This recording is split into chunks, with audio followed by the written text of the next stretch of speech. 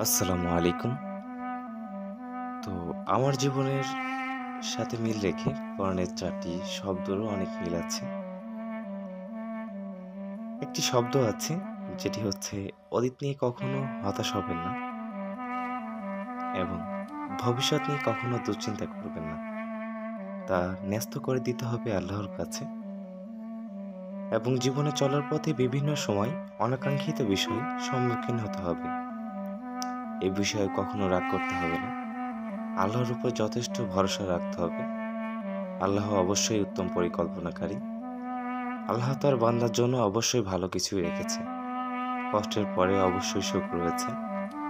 তো এর জন্য কখনোই হতাশ হওয়া যাবে না। আল্লাহর উপর ভরসা রেখে আপনার জীবনের দৈনন্দিন কাজগুলো স্বাভাবিকভাবে চলমান রাখতে হবে।